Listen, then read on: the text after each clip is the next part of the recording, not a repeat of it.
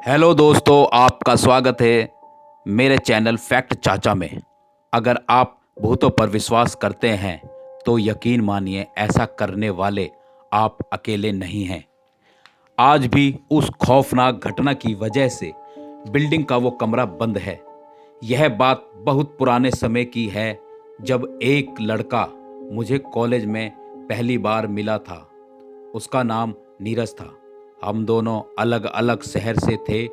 मेरा गांव अमेठी और उसका गांव बागपत था। हम दोनों का ही कॉलेज में पहला साल था। मेरा और नीरज का एक ही कोर्स था और धीरे धीरे मैं और नीरज बहुत ही पक्के दोस्त बन गए थे। हम इतने अच्छे दोस्त बन गए थे कि अब हम एक दूसरे से कोई बात नहीं छुपाते थे और अपनी सारी बातें एक दूसरे को बताते थे। ऐसे ही एक दिन की बात है, हम लंच कर रहे थे, तब उसने मुझसे पहली बार अपने डर के बारे में बताया था।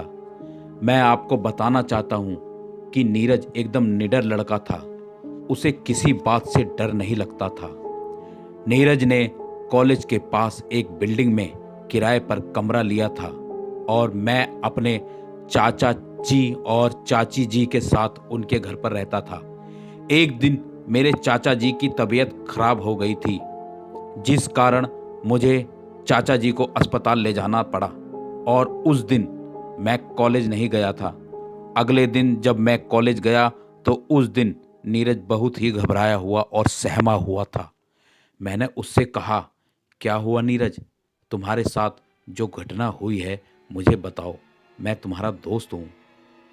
तब नीरज ने घबराते हुए कहा, भाई रात को जब मैं टॉयलेट करने के लिए उठा, उस समय रात के करीब 1 बज रहे थे, तो मैंने देखा कि एक काला साया मुझे देख रहा है जो मेरे रूममेट के बिस्तर के आगे खड़ा है। फिर मैं उस काले साये को अंधेरे में देखने की कोशिश करने लगा, लेकिन वो साया मुझे कुछ धुंधला सा नज़र आ रहा था। फिर मैंने अपना मोबाइल निकाला और जब मैंने मोबाइल की टॉर्च जलाई तो वो भूतिया साया अचानक से गायब हो गया। फिर मुझे ऐसा लगा कि शायद ये मेरा भ्रम है और मैं फिर अपने बिस्तर पर जाकर सो गया। उस रात मैं बहुत डर गया था। फिर जब मैं अगली सुबह उठा तो मैं हर रोज़ की तरह कॉलेज के लिए तैयार हो रहा था, तो मैंने अपने बेंच की ओर देखा जहां मेरी किताबें पड़ी थी।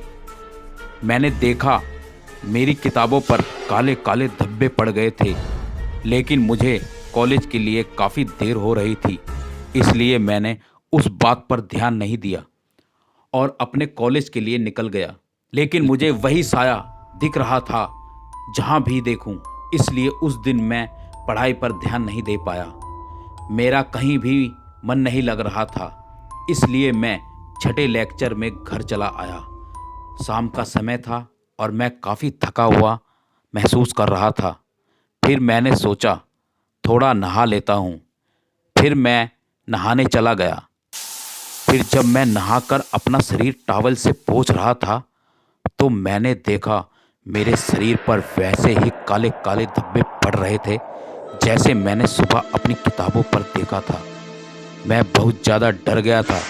उसके बाद मैं तुरंत डॉक्टर के पास गया, ये सोचकर कि कहीं मुझे कोई बीमारी या एलर्जी तो नहीं हो रही है।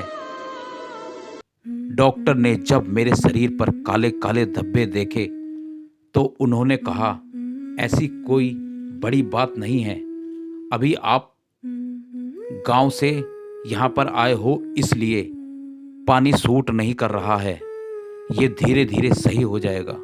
फिर मैं रिलैक्स हो गया और वापस अपनी बिल्डिंग में आ गया। मुझे हर एक बात अपनी डायरी में लिखने की आदत थी, इसलिए हर रोज़ की तरह मैं अपनी डायरी लिख रहा था और उस समय मेरा रूममेट भी मैं डायरी लिख ही रहा था कि थोड़ी देर बाद मुझे एक आवाज़ सुनाई दी। जैसे कोई मुझे बुला रहा है। 3-4 बार आवाज आने पर मैंने रूम का दरवाजा खोला और देखा हर किसी का दरवाजा बंद था और बाहर भी कोई नहीं था। फिर मुझे थोड़ा थोड़ा डर लगने लगा क्योंकि बिल्डिंग का वो पूरा फ्लोर खाली खाली लग रहा था। फिर मैंने जल्दी से दरवाजे को बंद किया और अपने बिस्तर पर सोने के लिए चला गया। लेकिन मुझे फिर अचानक से दरवाजे के खटखटाने की आवाज़ सुनाई दी। मैं फिर डरता हुआ दरवाजे की ओर गया। जब मैंने डरते हुए दरवाज़ा खोला तो मैंने देखा कि मेरा रूममेट ओमकार बाहर खड़ा है। ओमकार को देखकर मुझे काफ़ी अच्छा लगा। फिर मेरी जान में जान आई। मैंने दरवाज़ा बंद किया और हम दोनों अपने अपने बिस्तर पर सोने चले गए। मैंने रात में सोचा कि ये सारी बातें मैं तुम्हें बताऊंगा और मैं फिर सो गया। सुबह जब उठा तो मुझे बहुत तेज़ बुखार हो रहा था। मैंने फिर बुखार की गोली खाई और कॉलेज चला आया और अभी तुमसे मिलकर ये बातें बता रहा हूँ। मैंने कहा, नीरज भाई तू वो बिल्डिंग का कमरा खाली कर दे। तो उसने कहा, हाँ कमरा मैं भी खाली करना चाहता हूँ, पर मैंने पूरे साल का किराया मालिक को दे दिया है और मेरे पास एक्स्ट्रा पैसे भी नहीं हैं, इसलिए मुझे 3 महीने और इस बिल्डिंग में गुजारना पड़ेगा। तो मैंने कहा, नीरज भाई बताओ मैं तुम्हारी मदद कैसे करूं? तो नीरज ने कहा, भाई 3 महीने तक तुम मेरे साथ मेरी बिल्डिंग में रह लो क्योंकि ओमकार भी नहीं है, वो दोस्त की शादी में गया है और मुझे डर लग रहा है। मैंने कहा, नीरज मेरी टिकट आज की है गांव जाने की।